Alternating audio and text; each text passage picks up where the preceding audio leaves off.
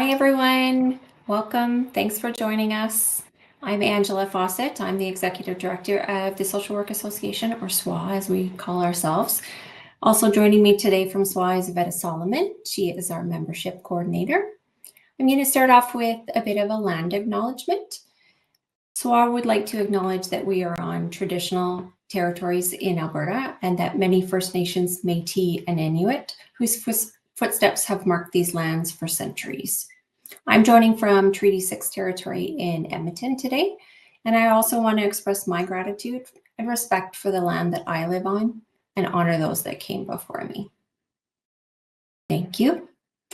And so today, SWA and CASW have partnered with PolicyWise to present a webinar on supporting gender diverse youth and their families. We're very excited. If you're not familiar with the brilliance of PolicyWise, they work with children and families. They're a nonprofit organization that works with diverse communities to improve policies and practice that benefit well-being. So we are fortunate to have Amrit and Jonah join us today from PolicyWise to share their wisdom, supporting us, increasing our own awareness and understanding of how to best support gender diverse youth and their caregivers. So some housekeeping, as we are partnering with CASW, we are using their platform. Feel free to ask any questions or put any comments in the chat, and we will be monitoring that. And with that, I will invite our presenters to jump in. Welcome. So hi, everyone. My name is Jonah Elke. I use he, him, or they, them pronouns, and I'm a Senior Research and Policy Associate with PolicyWise. I'm here today with my colleague, Amrit Matharoo, who is currently getting her audio fixed. Amrit uses she, her pronouns, and I wonder if her audio is working now. Again, yes, my name is Amrit. I use she, her pronouns. I'm really grateful to be here today. I am someone that is a registered social worker, have spent most of my time working with young people, and so I'm really honored to be able to join SWA and CASW with Jonah to introduce our work around empowering providers, looking at supporting gender diverse youth and their families and their caregivers and the roles that social workers will play in that as we move forward. I think one thing that it was really important for us to acknowledge is that as we're discussing supporting Two-Spirit, trans, and gender diverse youth, I really want to acknowledge how colonial practices have shaped that, including the imposition of gender binaries, the 60 Scoop residential schools, and ongoing systemic violence, and really how that has disproportionately harmed Indigenous Two-Spirit communities. And so many of the challenges that youth are facing today are directly linked to these colonial histories. And as social workers, service providers, it's really our ethical responsibility to support in reclaiming and helping youth and families and communities reclaim identities and access gender-affirming care across the spectrum. So I just wanted to start with that. Jumping into some of our objectives for today. We're going to cover a lot in this next hour and a bit, but fear not, it's meant to be more conversational than anything, and really inviting you to join into the conversation using the chat feature, the Q&A. We've got some polls that we're going to help, use to help kind of facilitate this conversation. So we're trying to really work on increasing the awareness of some of the challenges that caregivers are facing, especially as they're trying to navigate landscapes supporting their Two-Spirit, trans, and gender diverse youth in their lives, building an understanding of kind of the various ecosystems at play, so social, legal, medical, and mental health resources in Alberta. What does that look like?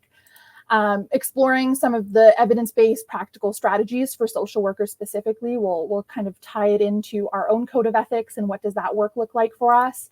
Understanding as well the legislative changes in Alberta. So we'll provide a brief overview of those, and then learning how to use the Empowering Provider series, the guides that are going to be available. They're available online, and we'll share the link with you all as well, but really looking at what's available in those guides and how it might be helpful in your practice moving forward. And I will pass it over to Jonah. So as has been mentioned, Amrit and I are from PolicyWise for Children and Families. Oh, let me see how I can get these animations to go. There we go.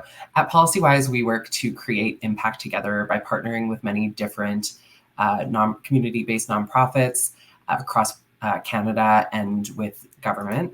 We work together with our partners to enhance practices and policies that support well-being. We are known for our commitment to broad and inclusive engagement. We collaborate with many partners in the social sector, and together we'll create a world where children, youth, and families and communities can all thrive.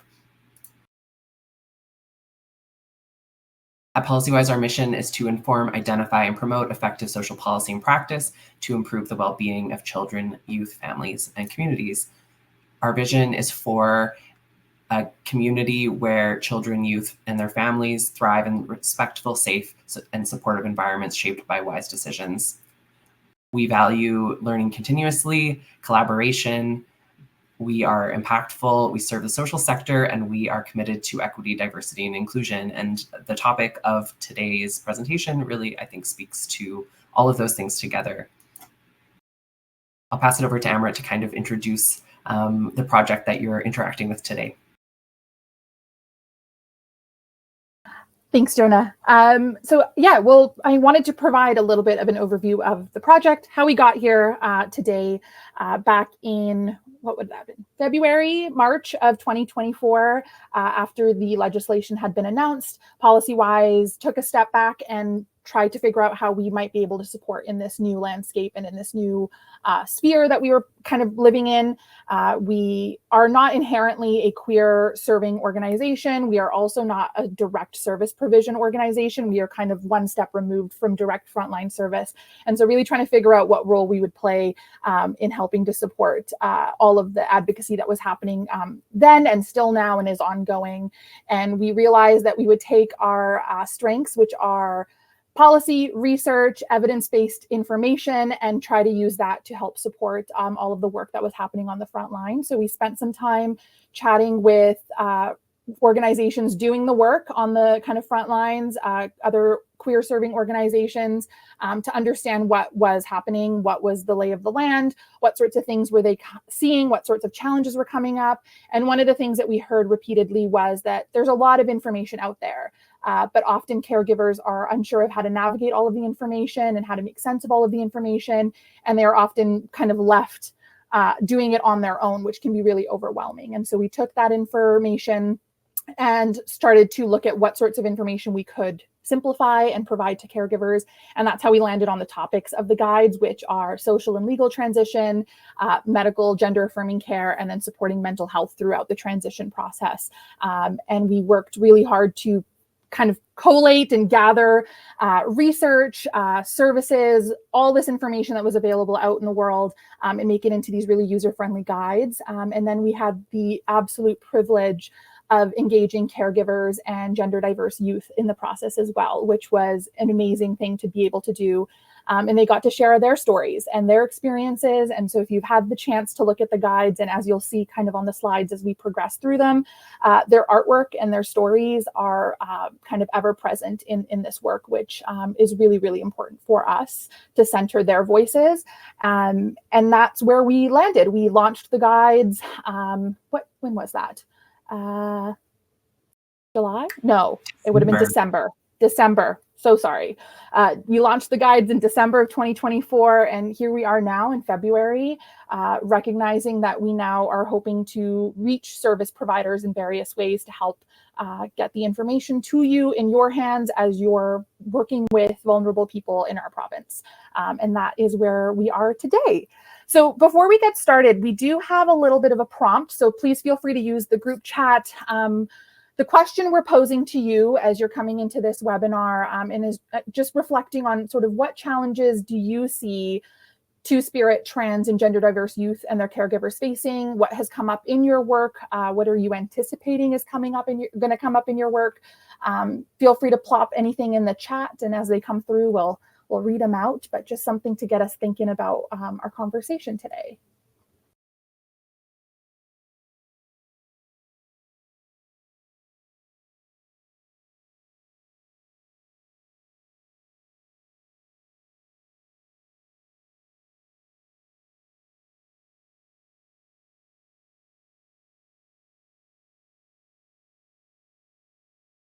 When I've spoken to parents, a lot of the time what I hear is anxiety about their youth. They are worried about their well-being in a variety of different ways. They know that trans, non-binary, two-spirit, and other gender diverse youth have higher rates of mental health conditions, and they're worried about their child's life and navigating all of the different systems, as well as a largely transphobic world.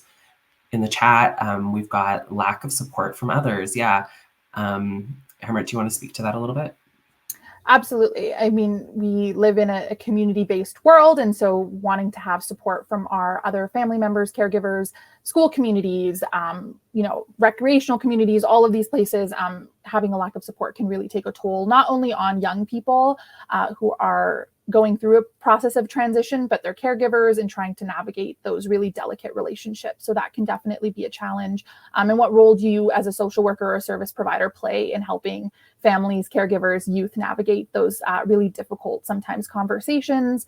We've also got acceptance, inclusion, understanding of even of available resources. That's definitely a challenge. There is so much out there. And Jonah and I can also attest to trying to wade through the plethora of information and trying to figure out what is most recent, most up to date, most accurate is really difficult. And then on top of that, you're adding on the task of actually parenting a child and parenting your youth and all of the challenges that come with helping them navigate, sometimes a hostile world and what that can look like. So definitely all really, really real challenges that we are seeing and will be seeing. Other things might just be, again, navigating these larger systems, again, interpersonal things, living in a highly gendered world and how to navigate helping your youth or your child move through that space.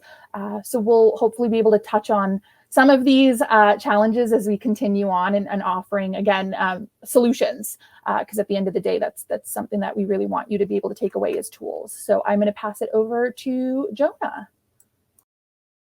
So as we have sort of already mentioned, transition involves a lot of different parts and navigating a lot of different systems.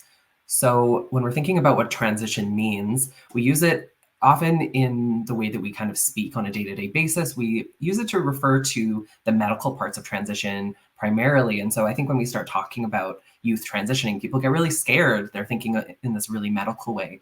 But transition includes a bunch of different parts, many of which don't really have anything to do with the physical body. So there's social transition, which refers to when we make changes to the way that people interact with us. So we could do that by changing our name, our pronouns. So maybe we're moving from using she and her pronouns to using they, them pronouns. Maybe we're using many different pronouns.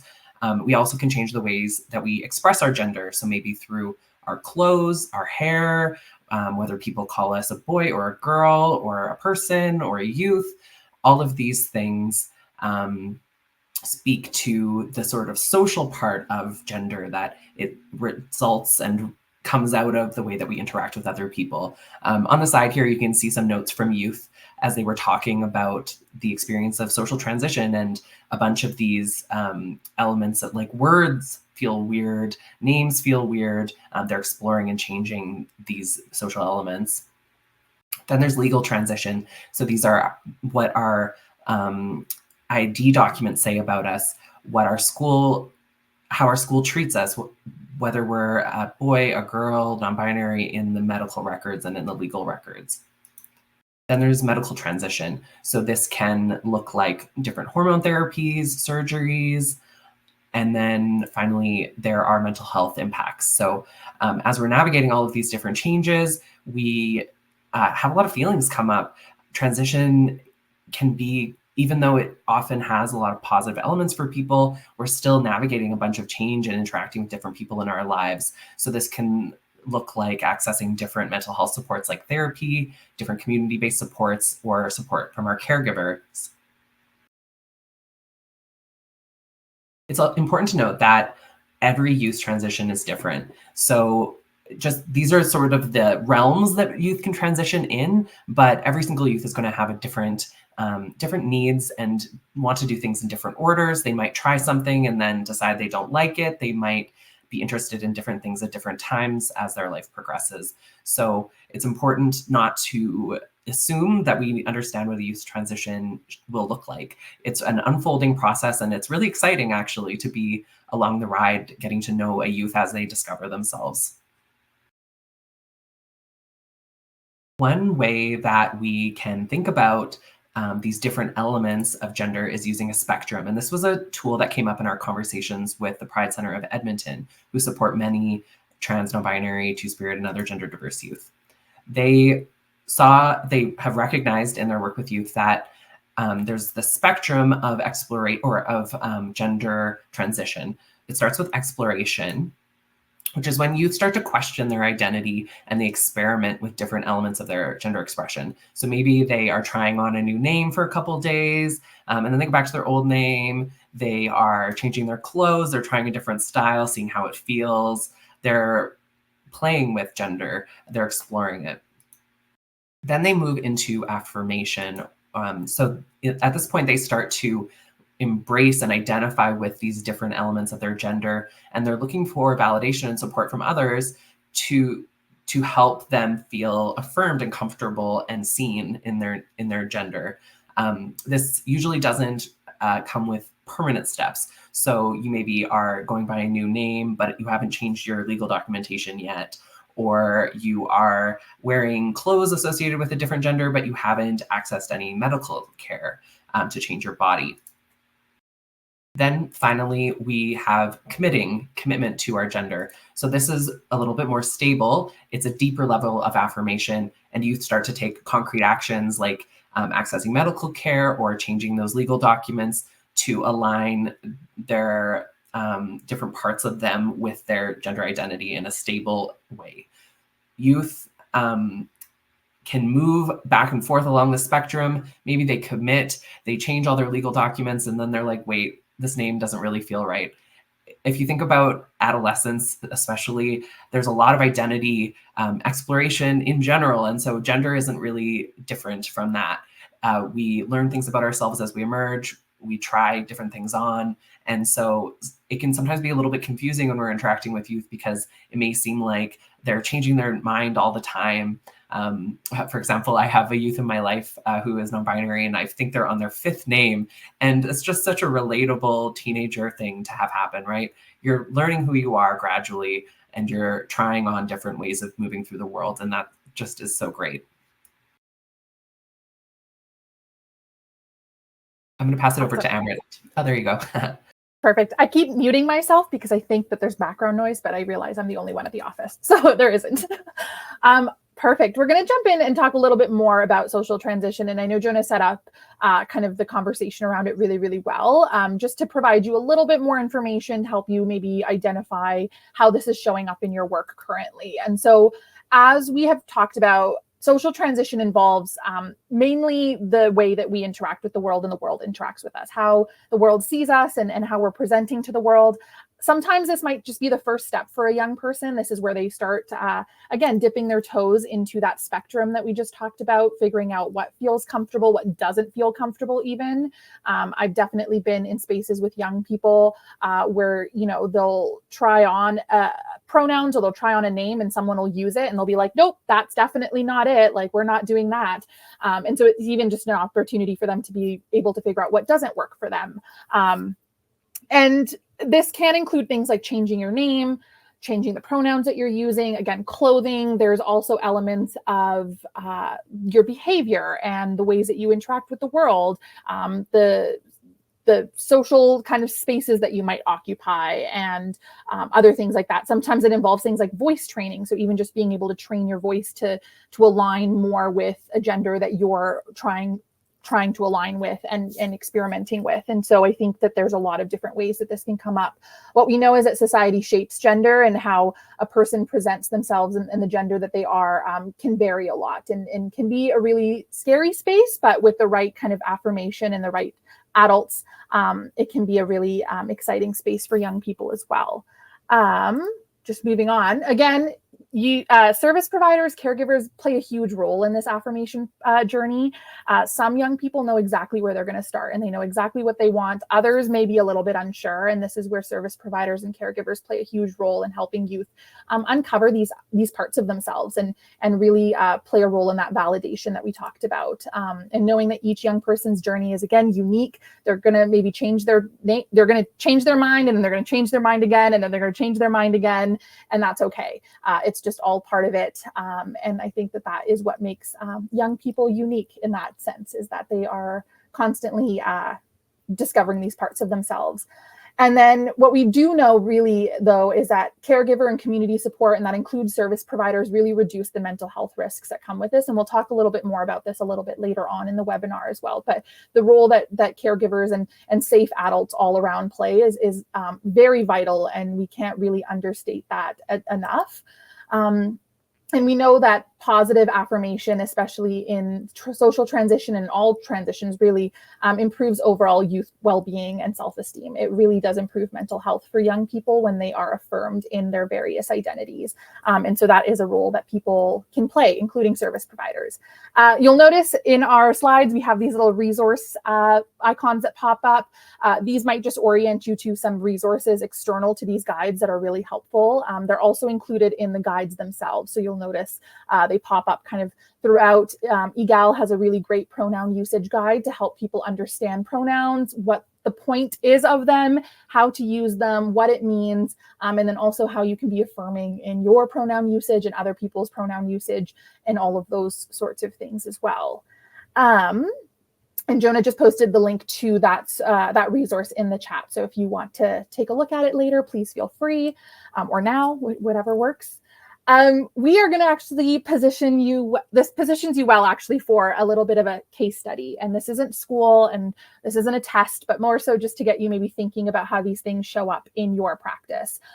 And so we're going to present you with a little bit of a case study. We've got Alex here, who's 13 and has started using they, them pronouns at school, but hasn't told their family yet. They're feeling a little bit anxious, though, about how their parents might react, which is keeping them from fully kind of sharing this information with their family at home. So some of the questions we want to pose to you, and feel free to take a minute to think about it and pop any answers in the chat, and then we can kind of come back and chat about them a little bit.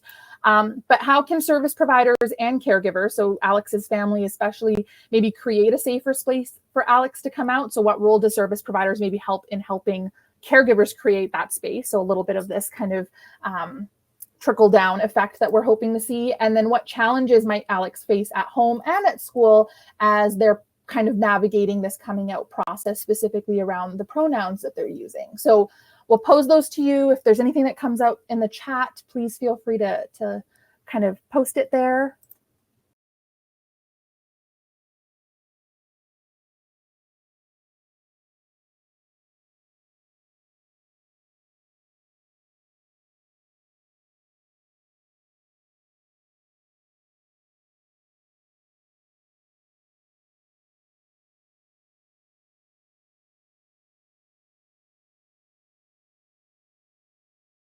This is such a common experience.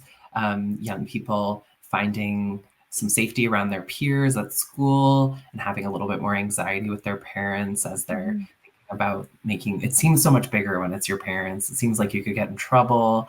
There's a lot more potential for conflict. Amrit, I want to kind of fling this back to you. How would you approach the situation as a social worker? Absolutely. I think one of the biggest pieces is creating spaces where youth can feel that affirmation with you as a service provider. And this was definitely my experience working in community-based youth programming. Is, youth would come to programming and they'd realize, yes, they were among peers, and then they were also among service providers that they felt like they could kind of, again, experiment with and kind of dip their toes in various ways. And for me as a social worker, it was really about providing that space and being validating and being affirming.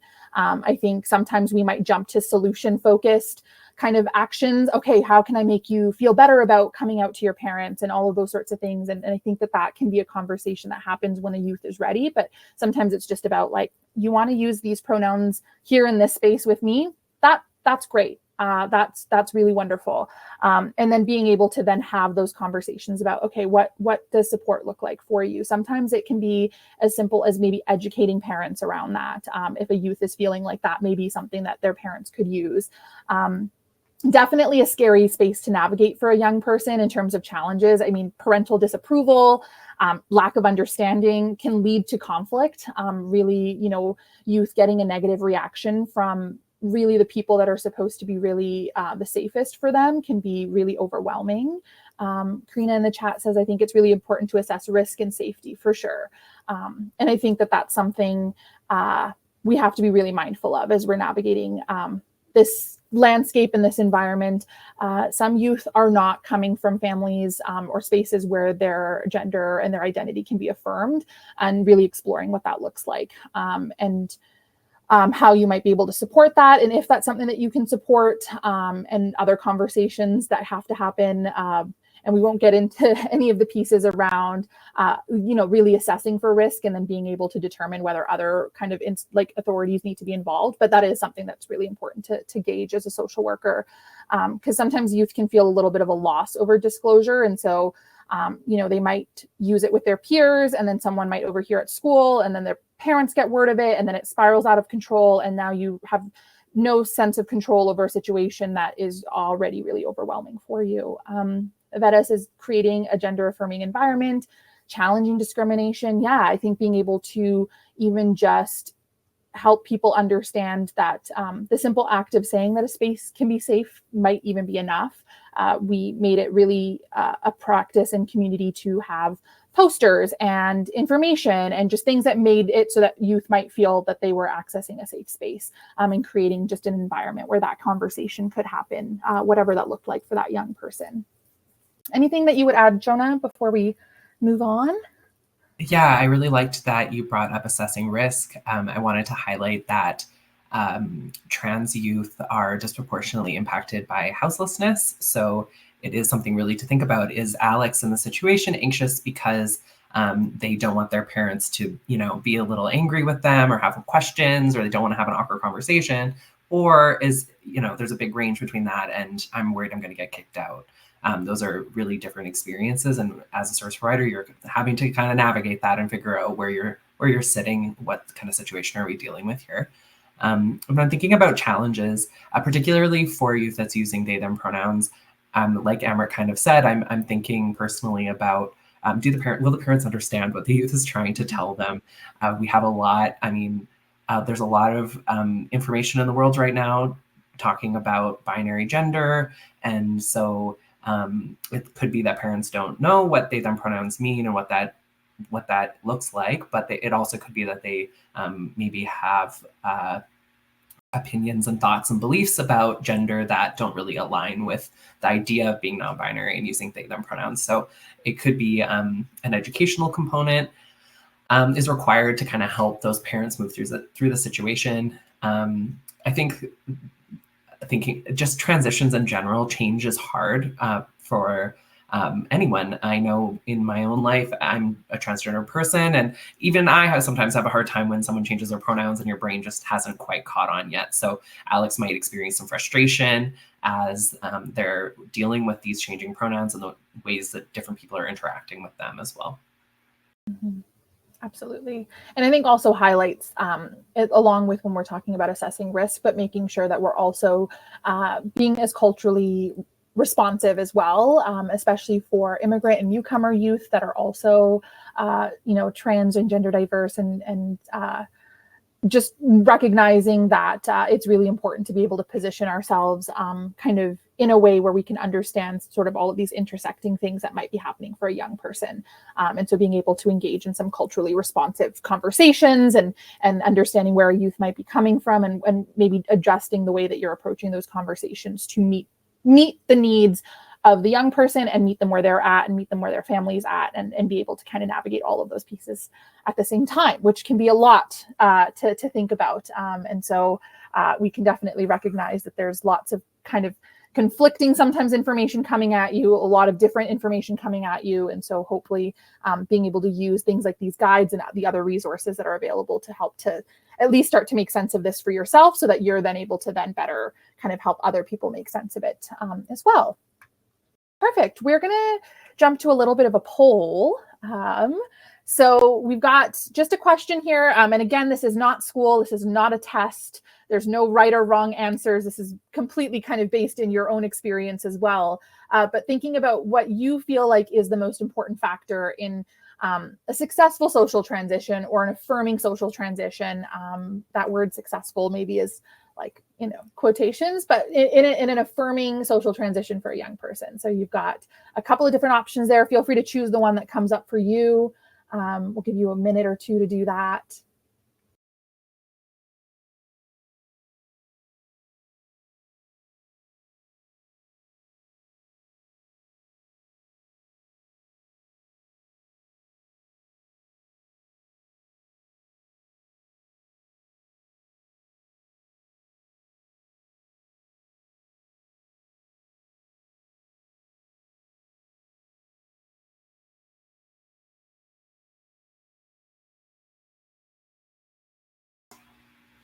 It looks like we've got some responses. So maybe I'll push the results so everyone can see them.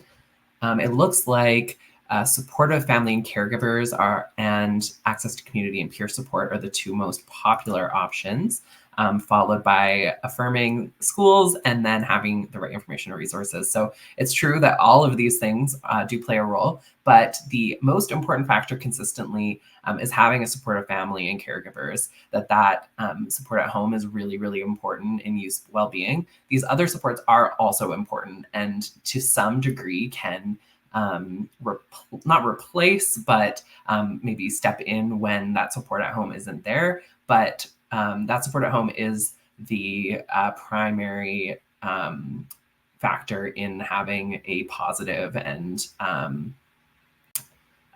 mentally well social transition for youth. So it's really important to work with parents, meet them where they're at, to help kind of smooth that transition along a little bit.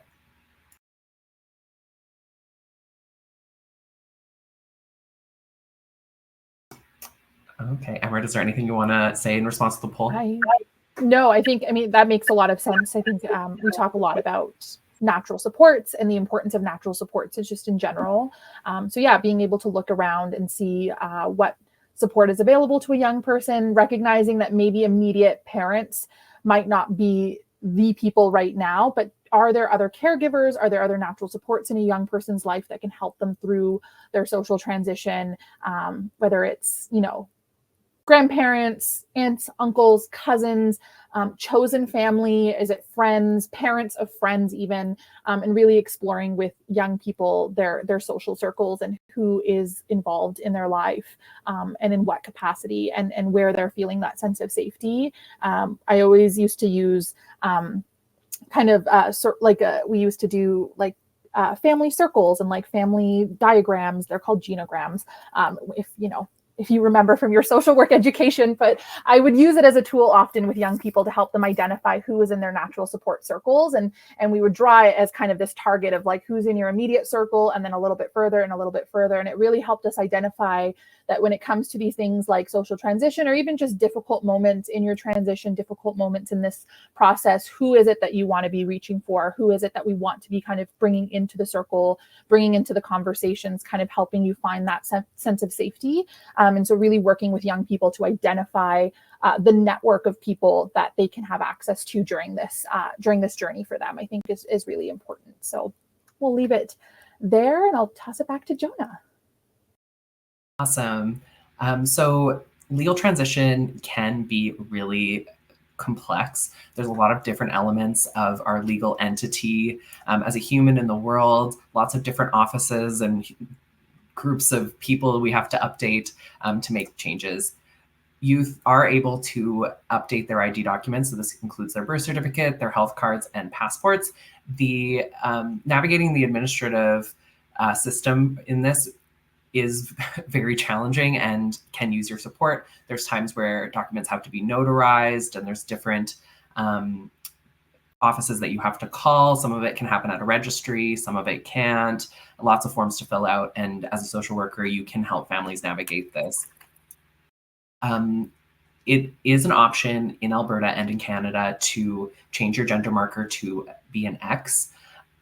It's important that families consider the repercussions, maybe, or the I don't want to say consequences because that sounds really negative, but the things that can happen because we make our gender marker an X. So, for example, right now, if you were to try to travel to the States, you maybe wouldn't be allowed into the country because you have an X on your gender marker.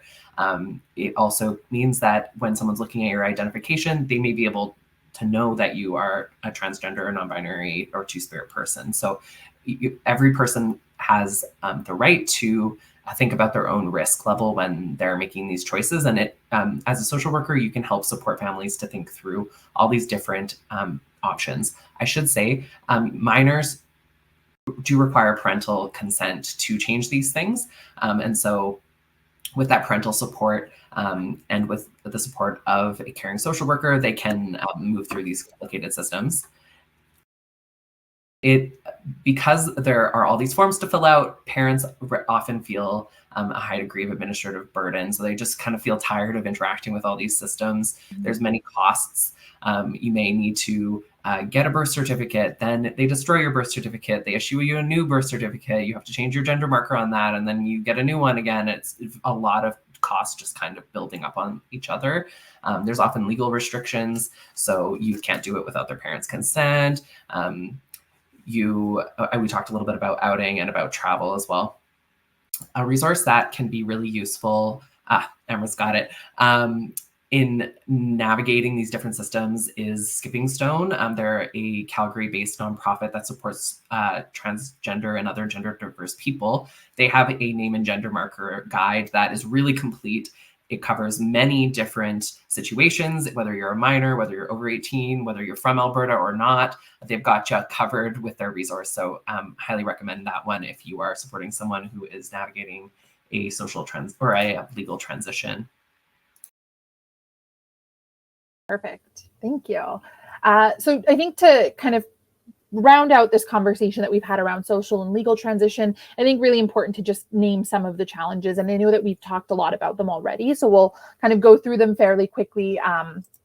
But a lot of common barriers and challenges for caregivers can include things like a fear of making mistakes or causing more harm. And this could just come from a lack of understanding or a lack of knowledge, just trying to navigate all of this information. And then on top of that, being worried that you're going to say or do something that might make it worse for your child, or for your youth, or the young person in your life.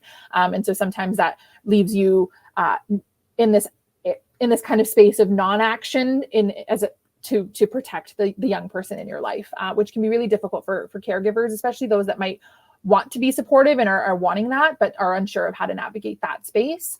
Other things are, again, what we've talked about, lack of access to legal resources or just resources in general, supportive schools or other spaces. And we can see that sometimes can be a real challenge, especially for young people and families that are residing in more rural and remote areas where the communities are just really small. And so there may not be as many resources to access or places to access. In urban centers, it's very easy to find nonprofits and other places that can be helpful and supportive. One of the things that has been, I think, a real kind of benefit of this online space we had to occupy during COVID and kind of post-COVID and still now is that a lot of these resources have moved online. And so we are able to see and find resources for people in this virtual space that people living kind of rural and remote might not have been able to access previously. And then finally, family and community resistance, right? If you're in a community or a family where support is not readily available or not present, that can pose a huge barrier for both young people and then for caregivers too, who might need to navigate, again, some of these really delicate relationships within their own circles as well, and the impact that can have on just an entire family ecosystem as well, and those sorts of challenges. Again, you'll see the little quote in the corner from a young person that we engaged, just talking a little bit about the interactions they had with their siblings and their family and their parents, and really talking about what gender euphoria felt like for them, which is really exciting.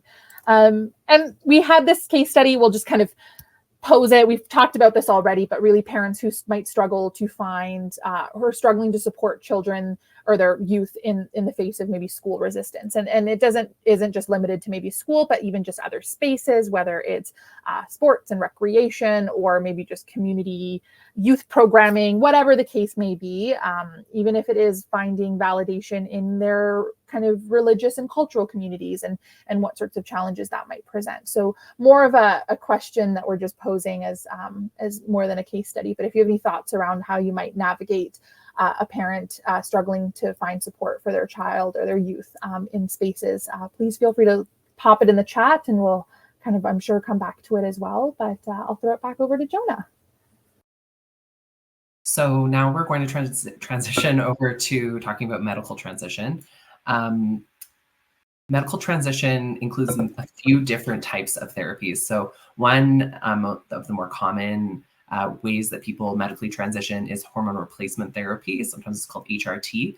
And this is when we take hormones that change the way that our body looks to align our physical traits with our gender identity. Oh, Amrit, could you mute yourself? I can just hear your keyboard. Thank you.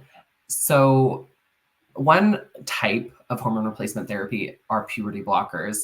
These delay puberty in a temporary way, and this can help youth have some time to explore their gender identity. So maybe they're starting to think about puberty, and it really makes them scared. They're really afraid of the changes that will happen, and they just need a little bit of time to think about whether they want to go through the puberty associated with their birth assigned sex, or whether they want to seek hormone replacement therapy that can change the way that their body looks and sort of readjust their puberty process.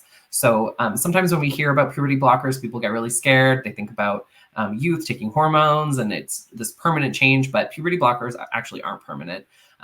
As soon as you stop taking puberty blockers, you go right back through the puberty that you would have had otherwise. So there's something that's used with youth who have precocious puberty as well. So it's already sort of used by youth. It's just that it's also very helpful for transgender youth. Surgery is another option that people sometimes go through. There's surgeries that happen on the chest or on the genitals. It can involve the internal reproductive organs. Surgery is permanent. But it can also reduce the need for different medications. So for example, if you are someone who has testicles, you get them removed, you don't need to be on testosterone blockers anymore. So this can be really helpful for people who are looking for that stability and they're in that commitment phase of their gender exploration.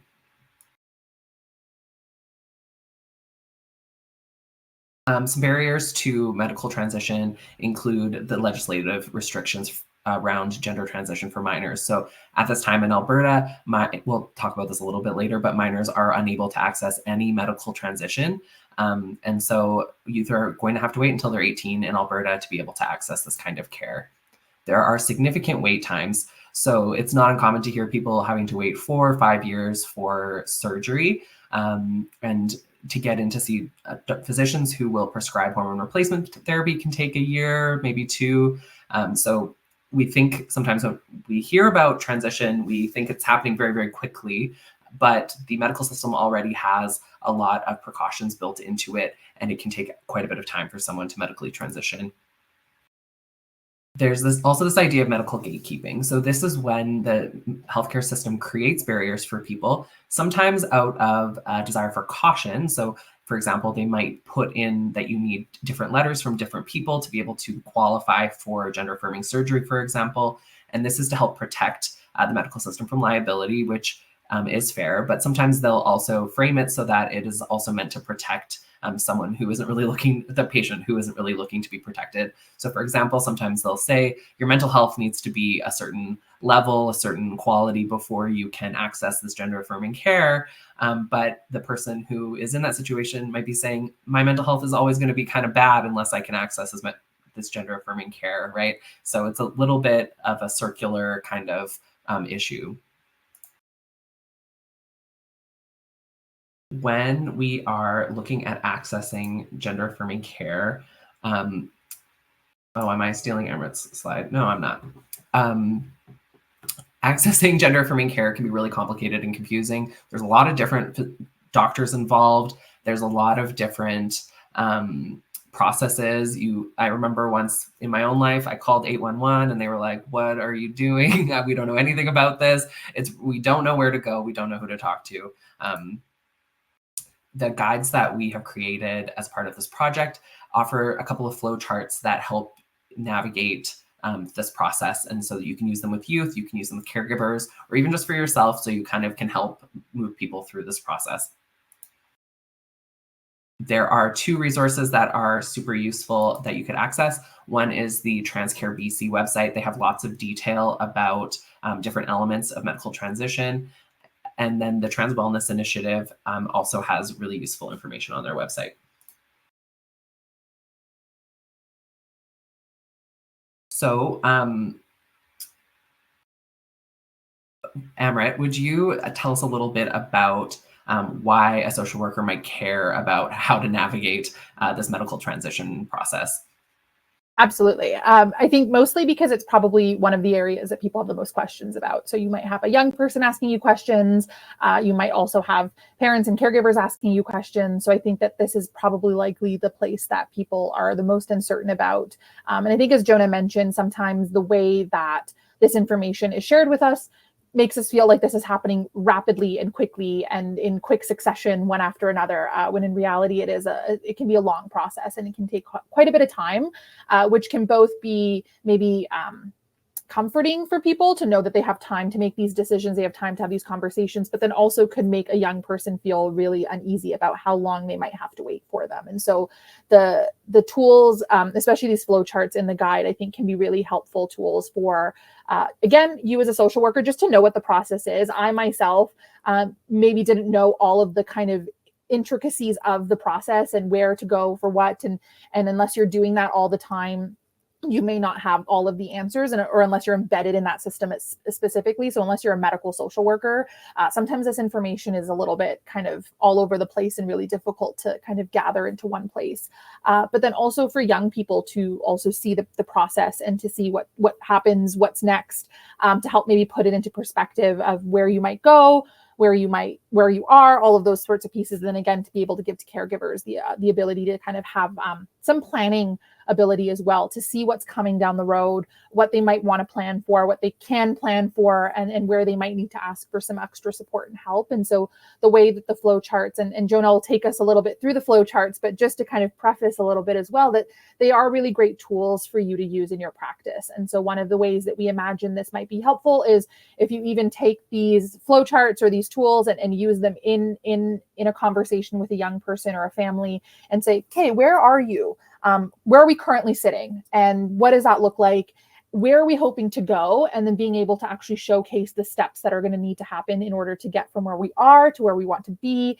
Again, it can help to maybe ease the minds of people who are worried about how fast this process might be, or, do I have time to ask questions? Do I have time to change my mind? Who's going to be involved? What sorts of practitioners are going to be involved? But then also can maybe help to make someone who feels like this process is never ending and long see maybe an end in sight as well. So hopefully they serve as this dual purpose of both kind of easing anxiety, but also giving a sense of hope of like there is this end point that you might be able to get to and beyond as well. And for young people, I think that that's really important, giving them a sense of hope of where they can be and where they can get to, and helping them see, some sort of kind of light at the end of the tunnel, which can be long and dark and scary. So I'll pass it over to Jonah to take us through the flow charts a little bit. I was also thinking about how for a lot of people, this process can really feel outside of their control. And so having a sense for, okay, I'm going to do this, and then I'm going to do this, and then I'm going to do this can really help give a bit of control in a situation that really can feel quite outside of your control. So the first thing that happens is a young person decides that they are interested in HRT. Maybe they do this in conversation with their parents. A lot of folks do a lot of online research to learn about what hormone replacement therapy can do for them, what to expect. So the youth has maybe been exploring this and they are interested. Them, and if they are a minor, their caregiver, at this point, minors are unable to access HRT, but in theory, them and their caregiver would visit their family doctor first. The family doctor, if they're knowledgeable about HRT, would discuss the risks and benefits of accessing hormone therapy. It's important to note that hormone replacement therapy is not prescribed at this first visit. There's always some blood tests and some different counseling that has to happen before a physician will prescribe hormone replacement therapy to someone. If the family doctor is not comfortable prescribing hormone replacement therapy themselves, they may refer the youth to a gender specialist psychiatrist, and they'll talk to them about their gender dysphoria, when it started, what it looks like, what they feel about their body, what they hope to happen with hormone replacement therapy. And the psychiatrist will make an assessment about whether hormone replacement therapy is an appropriate treatment for this youth. Some families will be also referred to an endocrinologist, hormone expert, who may manage the prescription and the monitoring of the hormone replacement therapy. Like I said, there's often blood tests. They might do some family history stuff. In some cases, family doctors do feel comfortable prescribing hormone replacement therapy, and so they may do that themselves in their office. So there can be a lot of different people involved. Sometimes people go through different specialized gender clinics. Sometimes it's something that family doctors do feel comfortable working with. It's really a situation by situation kind of process, but regardless, there's a lot of different steps involved, a lot of checks to make sure that this is the right choice. Another important thing to note with hormone replacement therapy is that you can stop it at any time. So someone might try it for for a little while, and when they get to something that they aren't really comfortable with, they might stop, and that's okay. Sometimes people go on and off it, and that's all a personal choice. It's all good. So surgery is a little bit more complicated, and it is permanent. So it can be a little bit more stressful when people are thinking about it. Surgery does have even more checks and balances in the process to make sure that people are in the place they need to be at to be able to access it.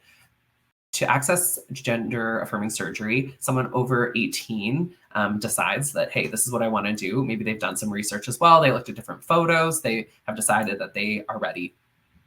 If they want to access surgery through the government of Alberta coverage, they have to make a decision about whether they want to access their surgery using the provincial coverage. If they don't, so if they have the financial means, if they have the money to pay for their own surgery, it can be a lot faster than going through the province. And they're able to just make an appointment with whatever surgeon looks good to them. It can be anywhere in where gender-affirming surgery is available. So it could be in the States if that is where the surgeon you want to work with is. And this applies to chest surgeries and surgeries to the genitals. If you want to access provincial coverage, you need to visit your family doctor, and they'll discuss the surgery with you. They may refer you out to a gender specialist family doctor or a gender specialist psychiatrist to assess you. So they'll go through those same questions about gender dysphoria to get a feeling for whether you're a good candidate for gender-affirming surgery. If you want to have surgery on your internal reproductive organs, so this could be the testes, the uterus, the ovaries, you don't need to go through the same provincial funding process, and the family doctor can refer you straight to the surgeon who will do that surgery. So this might be a gynecologist or a, oh my gosh, urologist. There we go. I couldn't remember the name of that. Important to note, though, that that surgeon must work in Alberta. So it's not like when you're paying out of pocket. If you're going through the provincial system, you need to largely use Alberta-based surgeons. If the surgery you're interested in is a chest or genital surgery, you need to submit an application to the province to get the funding approved. For chest surgeries, this is a little bit of a complicated part of this flowchart. For chest surgeries, the surgeon must work in Alberta. For genital surgeries, so surgeries on the penis or vagina, these happen in Montreal. It's important to note that provincial funding covers the surgery itself, but not any other expenses. So going to Montreal, you're going to need a hotel, you're going to need your flight, you're going to need meals while you're gone. There's also a bunch of surgical aftercare things you're going to need. None of that is covered by the province. It's really just the surgery itself. So you can see there's a lot of different moving parts here, and sometimes people need multiple letters from multiple physicians to be able to get approved. You need to know which surgeons are available, and it can be a lot of information to move through. So your role as a social worker might be to help people do some of this research into what surgeons are even working in Alberta. That can be kind of tricky to find sometimes, to help them navigate this whole process, and then also help them, support them emotionally as they're moving through this whole process. Perfect. Thanks so much, Jonah. And yeah, you'll see that second flow chart was complicated already, even on the slide, and in the guide, it's a little bit more comprehensive. So it gives you not only more information, but also some links to some really helpful external resources. Because again, it's a complicated, very involved process. And so just making sure that the information is readily available. And all of this kind of takes us to this idea around, we want to be really mindful about supporting the mental health of young people through this whole process. It can be difficult, it can be hard, but also helping to support them in the feelings of euphoria and joy that they're coming through, they're experiencing as they're experiencing affirmation and validation. And so what does that all look like for young people? One thing that we do know is that two-spirit, trans, and gender diverse youth experience higher rates of things like anxiety, depression, self-harm, suicidal ideation, PTSD from various different ways and from various different places. And one of the things that we know is that protective factors, things like family support, affirming schools, peer connections are really important to help mitigate the effects of mental health and to help support like positive mental health among youth as well. One of the things that we do really know is that something called minority stress theory explains why discrimination against two-spirit, trans, and gender diverse youth, why it happens and how it impacts mental health. And this theory really just suggests that people who belong to marginalized or oppressed groups, minority communities, and that includes the two-spirit, trans, and gender diverse communities, are at greater risk of mental health issues. And this is due to being subjected to things like chronic stress and stigma and discrimination, violence, which we talked about in the beginning, and prejudice.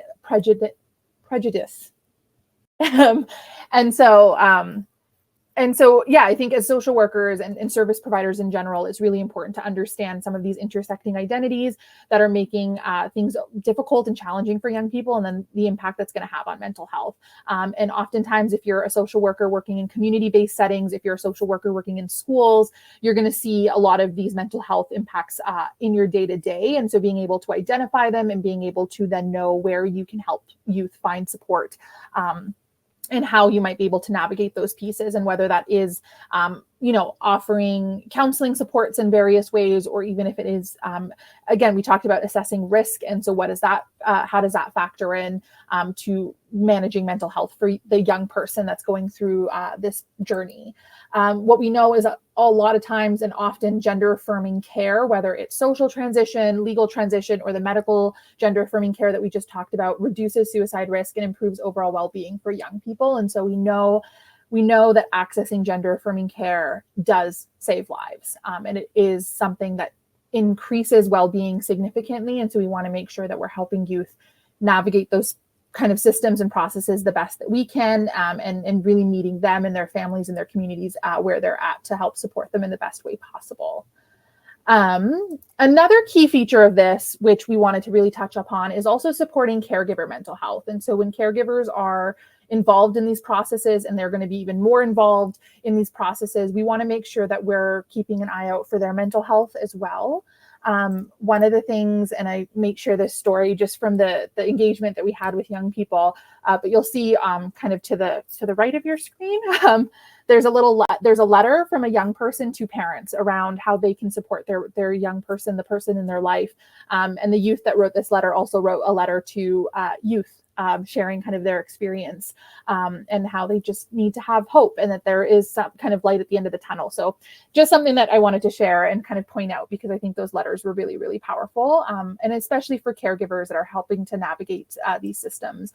We know that they experience stress and grief from kind of from what I heard from a lot of parents in my practice was that, I imagined this world and this life for my child, and now it looks completely different. And what am I supposed to do with that? And helping parents kind of process that and acknowledge that that is something that they're experiencing, and then help them maybe find a way to see a different future that is equally exciting and great, but is also possible. And also burnout. We've talked about how complex some of these systems are, how involved these systems are, and it sometimes can feel like a marathon for people. It's not a sprint, it's a marathon.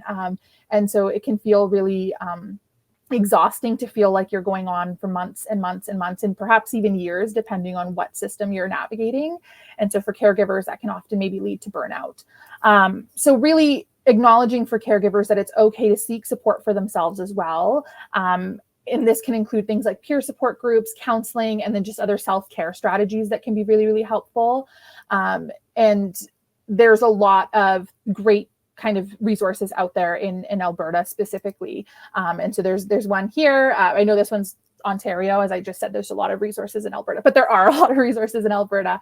But there's a support guide for for caregivers and parents. But we have things like PFLAG in Alberta and other kind of peer support groups for parents and caregivers specifically. The Center for Sexuality here in Calgary offers parent and caregiver support groups and a lot of things. Community Outlink also offers a lot of great support groups and things like that. So there is a lot of support available. And I think your role as a social worker might just be to help parents find that support, or be that support as well, if that's within your kind of role and capacity as well.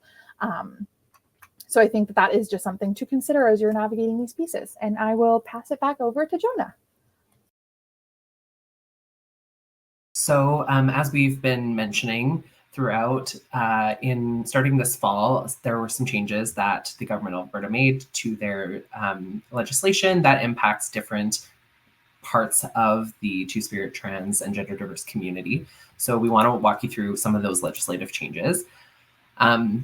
There are 3 bills in particular, and they have impacts on different groups of people. So let's actually just go right into them. Actually, never mind. The legislation is evolving, so that's an important thing to note. It's creating a lot of uncertainty for people because in most cases, the legislation hasn't come to a place where it's being implemented yet. So it hasn't turned into policy. It's just legislation sort of at a government level. They've made changes to different acts and different parts of the law, but it hasn't actually turned into the experience that youth and their caregivers are having in many cases. There's a lot of uncertainty right now. It's unclear how things are going to pan out. We're all trying our best to sort of be in this limbo space before things really come to full fruition. So the Bill 26 was related to medical transition.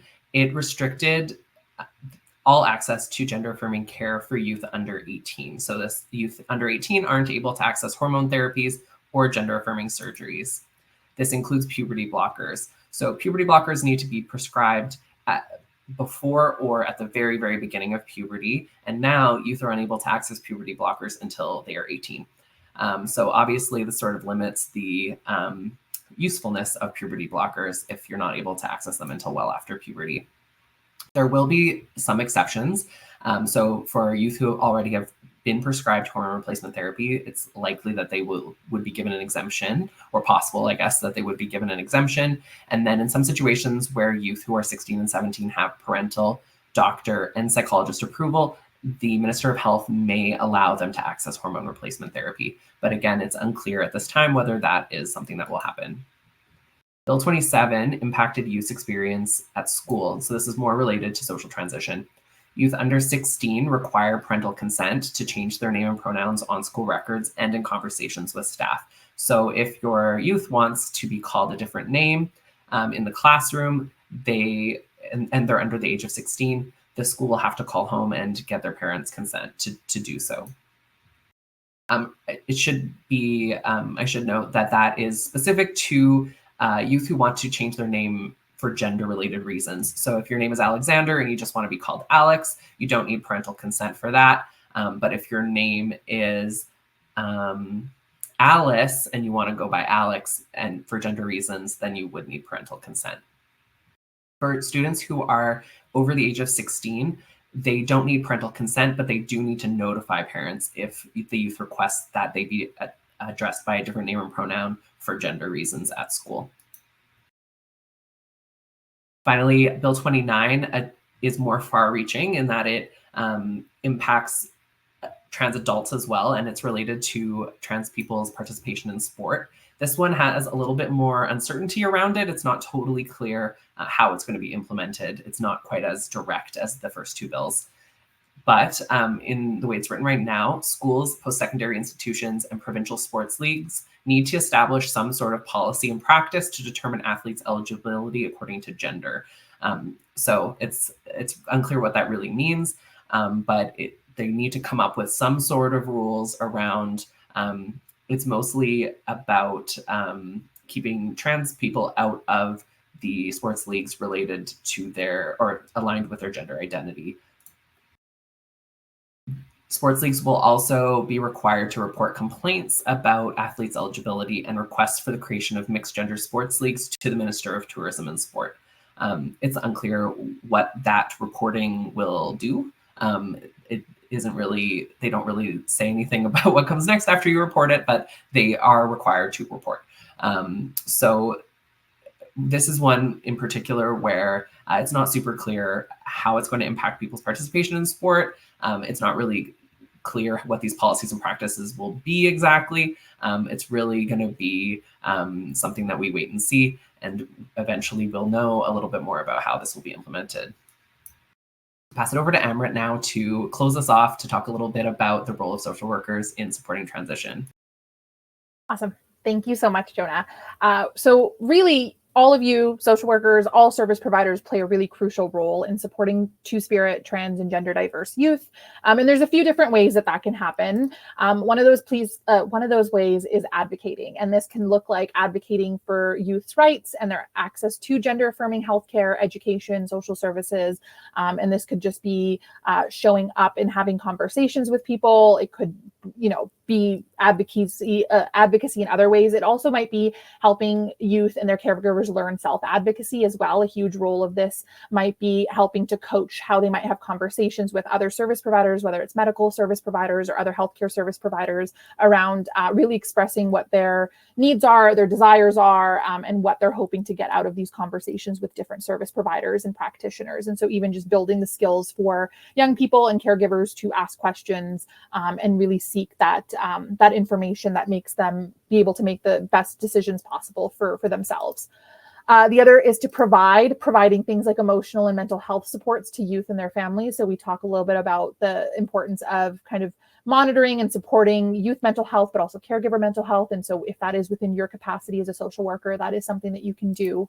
Education, and whether that's educating caregivers, schools, or communities about gender diversity and inclusion. What does inclusion mean, and how can we be inclusive? What do those practices look like? And being able to help support in educating all people around what true equity and inclusion looks like for youth in their communities. And then finally, it can look like connecting youth and their families to resources, peer supports, legal assistance, other kind of assistance programs, whatever they might be needing, wherever they are in their transition process, wherever they are on the journey, whatever kind of area of that spectrum that they fall on, really figuring out where you can help them find connection and community. There is something to be said about the importance of having people understand your lived experience and navigating these systems. And so peer support, it plays a really big role in that. Caregivers being able to connect with other caregivers and share resources, navigate those difficulties and challenges, but also youth being able to connect with other young people and being able to at least see what their experience has been. One of the things that came out of our engagement as we were creating these guides is this idea of allowing young people to see that they can be and they will turn into adults that get to navigate the world, and so that they have a future and that they have a life that they get to build, and that there is a sense of hope, even if they're in a period of their life where things feel particularly challenging and lengthy and kind of hard. So really helping to connect youth to those services. And then finally, the thing that I really wanted to kind of nail home, especially is for social workers, is this ethical responsibility that we have, both in supporting young people and their caregivers, but also in how we're going to be navigating this kind of new landscape that we're under. And so that can look like a lot of different things. We've got all of our values that are listed out in our code of ethics, and I'm sure these conversations are happening in your workplaces and in your circles professionally already. But some of the things that you can do in your own work, in your own capacity, as we're waiting for more information about how this is going to roll out, is affirming the gender identity of people that come into your spaces, just as a part of your commitment to respecting dignity and the worth of persons inherently. It could also look like advocating, again, for gender-affirming policies and protections. And that might even just look like advocating for those protections and policies in your own workplace. Do you have a place where someone might be able to access kind of a gender-neutral bathroom? Like, do you have policies in place that make it so that your spaces are accessible and affirming? And can you do that just within your own organizations? And what does that look like for you? Also providing, again, equitable gender-affirming care to Two-Spirit, trans, and gender-diverse youth. And so making sure that they can have the access in your own organizations, in your own practice. What does that look like for you in your organization? How can you make that more equitable and accessible for young people and their families? Challenging and discriminating policies into that kind of integrity of professional practice. So in your organization currently, are there policies that you might be able to kind of look at and reconfigure so that they are more inclusive, so that your service provision is as equitable and inclusive as possible? Sometimes it can feel really overwhelming when things are happening at a more macro level and at like a higher kind of government legislative level, to feel like you don't have any power in your own practice. But I think sometimes being able to bring it down to that micro meso aspect of our work, kind of individual, community, what can we do in our immediate circles of influence to help support making people feel safe and welcome and included in all kind of areas of their life. Again, confidentiality, protecting the privacy of Two-Spirit, trans, and gender diverse youth. So if this is, your community social worker delivering programming in community, and a youth comes to you and says, hey, like, I'm trying out some new pronouns, or I'm trying out a new name, like, can I try it out with you? And being able to protect their confidentiality in that piece. Obviously, we have kind of some of our confidentiality parameters, but in general, you are able to be affirming and validating for young people in that way. And then again, competence in professional practice is a huge piece. So you being here today is part of that, but really keeping up with this ever-changing and quickly changing landscape, making sure that you're staying up to date with resources and information so that you are kind of ready to then be able to support people in the best way possible. And so that is a huge piece of just being competent in your own professional practice. And so this and the guides, as well as all of the information that's available in the guides, I think is a really great place to start. And then being able to figure out where your gaps in knowledge are and seeking out that information, I think can be really, really helpful as you're starting to have some of these conversations in your practice. Perfect. That leads us into our final poll, which is, again, not a right or wrong answer, but looking at some of the ethical dilemmas that we've talked about up until this point, looking at your own practice, what sorts of dilemmas do you think that you might see the most often in your own work when working with Two-Spirit, trans, and gender diverse youth? So we've got a few different options there. What are you anticipating that you might see the most of as you're kind of going back into practice and working in this space?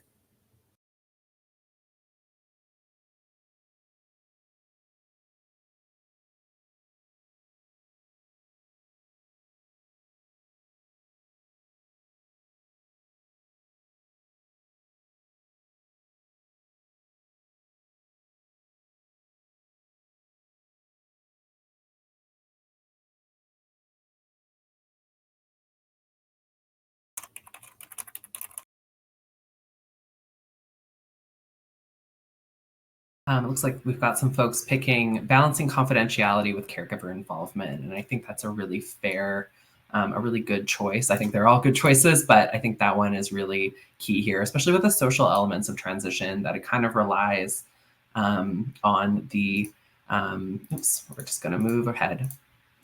It kind of relies on these social interactions, and especially with the role of parents in helping to facilitate legal transition, as well as changing the pronouns and names we use at schools. That parent relationship is really important, especially when we're working with youth. Before we go, we want to highlight the 3 guides that we've been creating. So they're on the topics that we've been covering today. I've pasted a link into the chat as well, in case that's a little easier for you to access it. with, but these guides go over Alberta-based information about navigating these different systems, explore evidence from research about what is most supportive to youth and their caregivers, includes art and quotes from parents and youth, and also lots of resources, lots of different programs and services and organizations that are available in Alberta to help support youth and their caregivers as they navigate transition. The three topics, again, are social and legal transition, medical, gender-affirming care, and supporting mental health while transitioning. So we've got a little bit of time for questions. We also want to express our gratitude to you all for listening to us as we move through this complex information. Yeah, we're happy to discuss any questions that you have, or we can chit chat about some of the questions that come up often in our work.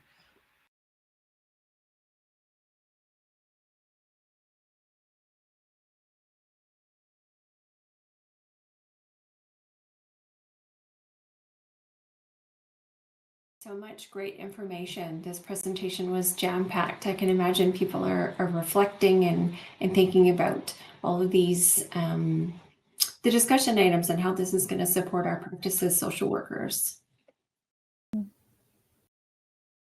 We appreciate that. Thank you.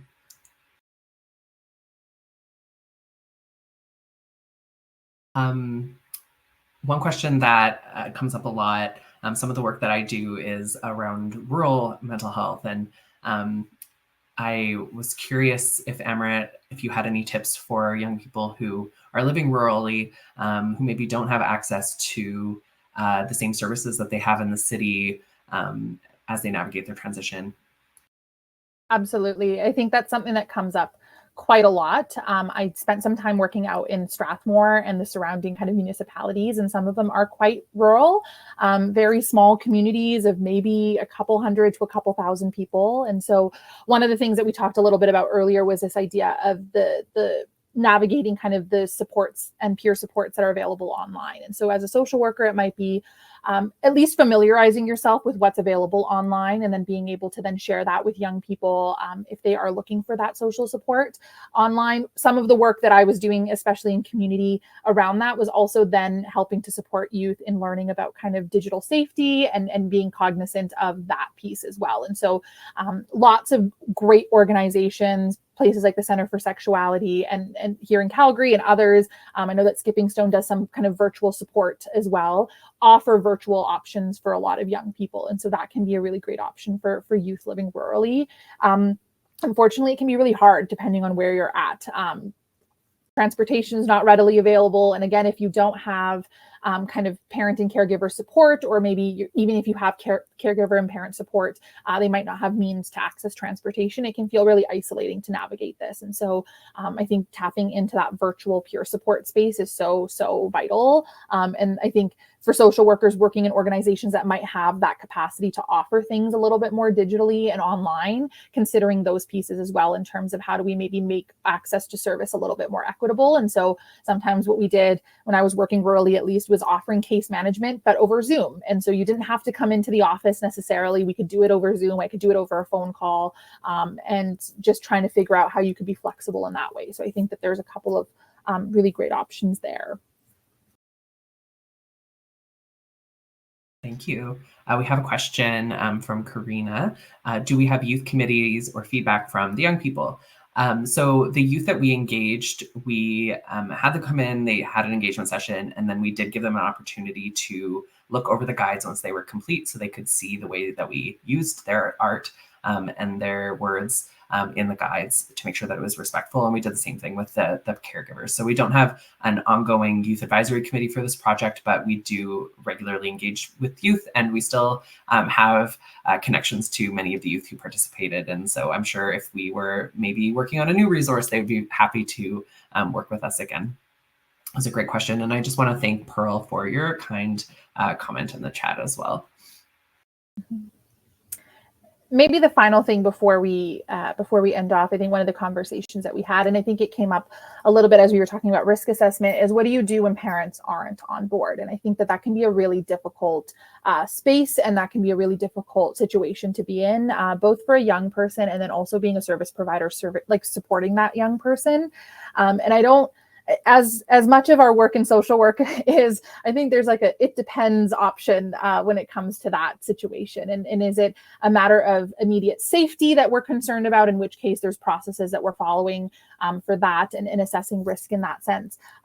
In my experience, sometimes it was young people who came to me and said, I just don't think my parents are going to understand, but I also just don't have the emotional capacity right now to help them understand, what can I do? And I think in those situations, sometimes it is about being that kind of safe and affirming space for young people. And so I had a lot of young people that would come to our community programs, and that's where they got their validation and their affirmation with their peers, with staff, with other kind of adults as well.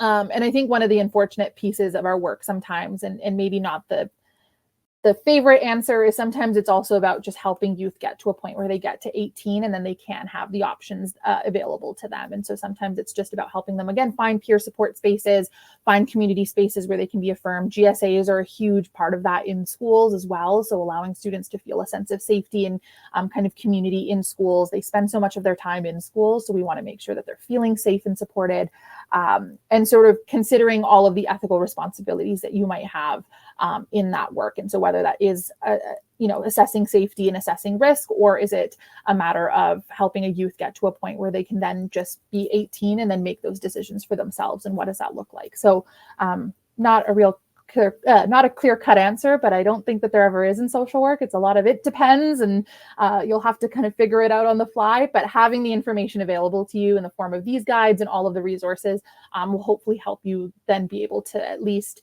start to make sense of some of these situations that are coming up for you in your practice. And so that's our hope as we leave you with this information.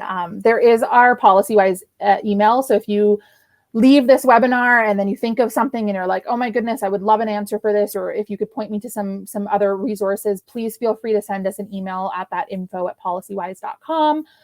And I think that was Jonah putting it in the chat. We're always happy to answer questions about the guides, about other resources that might be available, and being able to support service providers as much as possible so that you can do the very, very important work on the front lines in supporting young people and their families. So thank you. Thank you so much. Sorry, Jonah, go ahead. Oh, I was just circling back. I'm famous for remembering things well after the question. I was thinking back to the rural conversation. I was thinking about when we were doing our research and we were looking at different Alberta nonprofits and programs around the province, we were really struck with just how many pride societies there were in rural Alberta. And that can be a really helpful place for youth to start. So even if you are in a small community that doesn't have a pride society, maybe a neighboring community does, and they have many small and bigger programs that youth can access rurally as well. So not all is lost, both online and in person. There are lots of programs across the province.